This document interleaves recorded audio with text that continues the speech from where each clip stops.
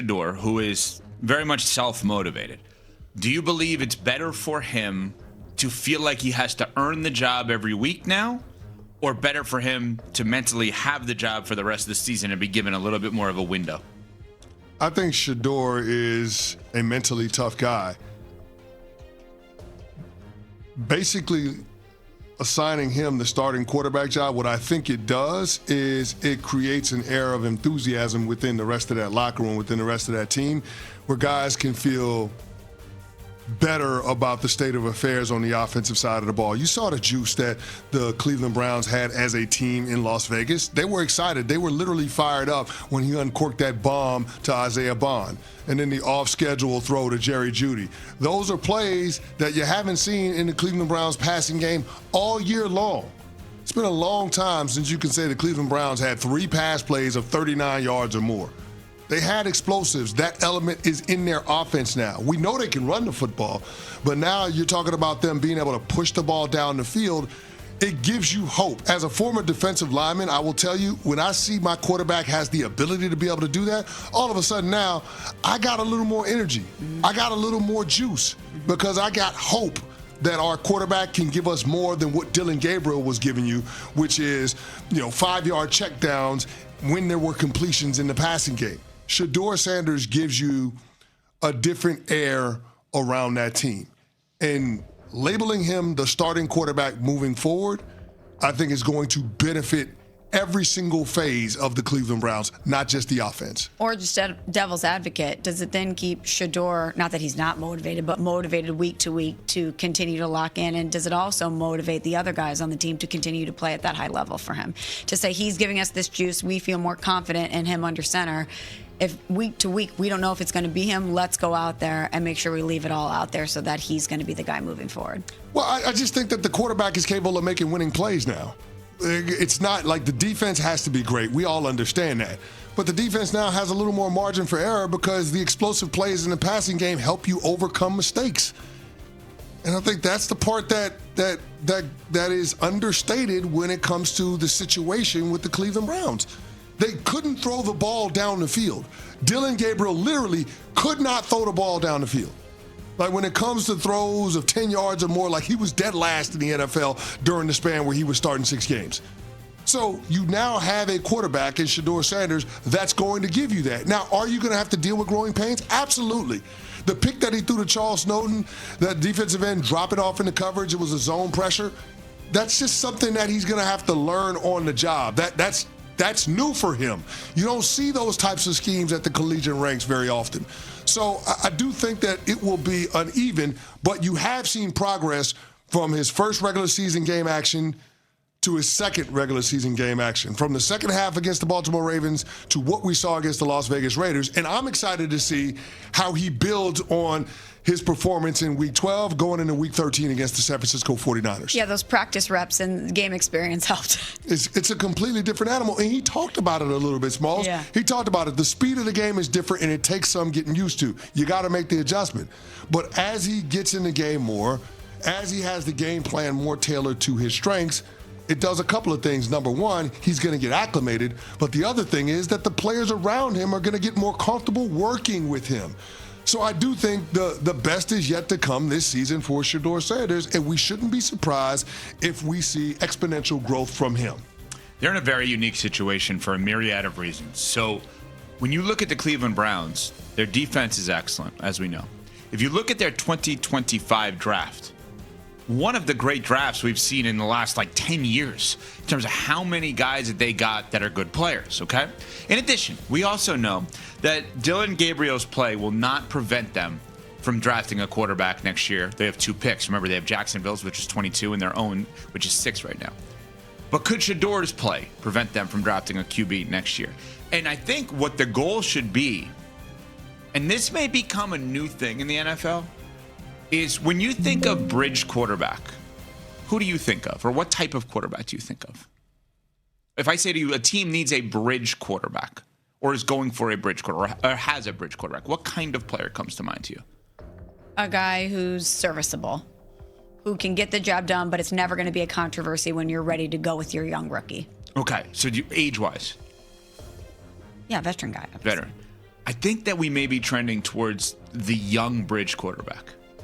I actually don't know that the goal for Shedeur right off the bat needs to be become a superstar. It needs to be good enough to be the bridge quarterback to then become the superstar. How do you do that? All of the picks they have, loading up the entire team where it makes it easier to actually perform at the highest of levels. I don't know that San Francisco thought Brock Purdy, bad day to do this, but I don't know that San Francisco thought Brock Purdy was going to become a superstar quarterback. I think they probably thought as a rookie or second-year guy, he's a pretty good bridge quarterback for us until we find the guy. Oh, wait, he is the guy, because they were able to load up the rest of the team with all kinds of great players. If Shedeur Sanders can be good enough to be a bridge quarterback, that allows them to use 2 first-round picks this year to help him make his life easier. Think about Tyler Shuck in New Orleans. I think he's a young bridge quarterback. I think they drafted a second-round bridge quarterback. He's not the guy of the future. He's not a superstar quarterback. So I think when you look at this, let's change expectations slightly. Could Shedeur become a superstar? Sure. Does he need to right off the bat? No. What he needs to do is be good enough to be a bridge quarterback so they can use 2 first-round picks to make someone a star quarterback. So what does that look like? What is the bar? Okay, so double the touchdown, 2-to-1 touchdown interception ratio. Let's start there. Okay. Right? So I don't know. How many more games do they have? How many more games are you going to play? They've got 6 more games. 6 more games. Yeah. So he's got to play all 6 of those games. 12 touchdowns, 6 interceptions. I mean, that's kind of where I would go on that. And I think I would look at it that way. We'll talk to Dan Graziano about that. Plus, he was there for the big middle. Harthy is now in concussion protocol. Now, to my knowledge, correct me if I'm wrong, there was not a moment in the game where he blue tented it, right? No, the Vikings haven't pinpointed the exact play. So he's on the plane on the way home. Which is not a long flight, obviously, from Minnesota back to Wisconsin. I'm sorry, from Wisconsin back to Minnesota. He reports to the coaches or training staff or whatever it may be that he's not feeling well, concussion protocol, and now he's in it, which means it is more likely than not he is not going to play in their next game. Kevin O'Connell, their head coach, had this to say about J.J. McCarthy and what exactly happened to him. Obviously with the independent, a couple independents and the medical staff and everything, there was not one particular. We're looking into it as I know we all will. It had to be late, based upon kind of how the game went. But no, there wasn't one where I think even JJ can pinpoint as of right now. Smalls, you all summer, I don't know if you want to say you were glass half full on this or half empty on this. Maybe it's more so about the J.J. McCarthy stuff. You kept saying, this is weird, this is weird, this is weird. What's going on? Why are they half in on Rodgers? Why are they not taking themselves fully out of Rodgers? You raised the red flag all summer long on this one. Do you feel like it's, I hate to say it this way, that you were vindicated in this regard? It's awful to say, I get it, but it's still an incomplete picture because of all the time that J.J. McCarthy has missed. But I was saying over the summer that the situation felt a little sus to me.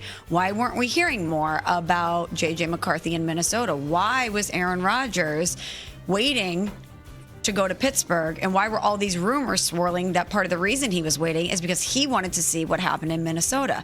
We got those reports from Adam Schefter about his weight. We just didn't really know what was going on, but they stayed convicted to him. He's their guy. Then, of course, he misses time. But this is interesting to me because they can't pinpoint the exact play in which J.J. McCarthy potentially sustained a concussion, and he's obviously dealing with those symptoms. But this is coming off the worst start of the season for him. He completed 12 of 19 passes, 87 yards, 2 interceptions. He was sacked 5 times against Green Bay.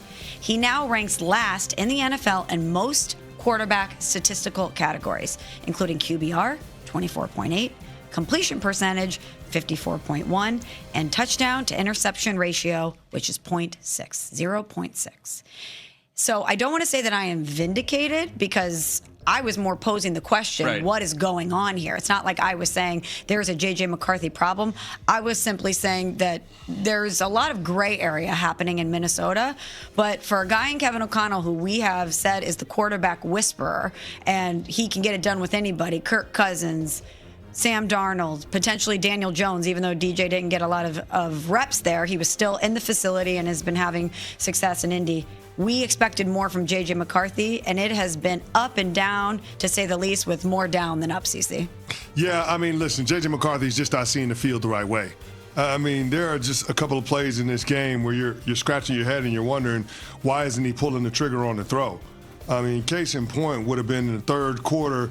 You got 1st and 10 on your own 34-yard line. They have the screen set up to Aaron Jones out of the backfield with C.J. Ham as the lead blocker, and J.J. McCarthy holds the ball. It's supposed to be a quick throw. Micah Parsons beats the offensive tackle on an inside move, and J.J. McCarthy takes a sack. That's not a play you should take a sack on. Just throw the ball. It's designed to go to the running back in the flat. It's completely inexcusable. Yet you have these moments like this where Kevin O'Connell is dialing it up and J.J. McCarthy, for whatever reason, won't pull the trigger. I don't know if it's because he's struggling, he's in his own head, he hasn't seen the game enough. I can't give you the rationale. All I can tell you is the Minnesota made a big bet that this guy was going to be ready in time to take advantage of what otherwise would be considered a championship caliber roster. And they have been proven wrong by how J.J. McCarthy has played this year. Now, you have to take into account the injury that he suffered early on that stunted his development. But why this is egregious on the part of the Minnesota Brass is because they had to know that J.J. McCarthy getting hurt in his rookie year and not having an opportunity to sit and learn behind veteran quarterbacks like Sam Darnold, like Daniel Jones, on the practice field was going to impact the version of him that you would see this year. And the version of him that you gotten this year hasn't been great. How concerning is it for Minnesota? He misses all of last year. If he sits out this weekend, he's missed as many games this season as he started. Yeah, the injuries are concerning. And J.J. McCarthy is not a big guy either. He's not short, but he's not big. I guess that's the point that you have to acknowledge. So the injury is another aspect of this that becomes a bit uncomfortable and should make everybody in Minnesota squeamish. But if the Vikings' plan was to redshirt J.J. McCarthy when they drafted him in 2024, I'm not sure why they felt like they should have put him on the field this year when he didn't have a true redshirt season last year. Because it wasn't like he was practicing last year. He was recovering for an injury. So my point is, Minnesota should have viewed last year as year 0 and this year as year 1. And if you were planning on redshirting him when you drafted him, then you damn sure should have had another quarterback option for QB1 this year. And they didn't. And that's on them and nobody else. That's why veterans like Justin Jefferson and Harrison Smith, those guys are well within their rights to be frustrated at the current state of affairs with their team. Best point that has been made about J.J. McCarthy that I've heard is right there. They actually did not accomplish their intended plan last year, so why have you changed the plan? He should not have played this year. Because there is a huge difference in what you just said. The idea of being injured and not taking reps or not practicing with the scout team or anything like that, that is the best point that I've heard made at all season about J.J. McCarthy.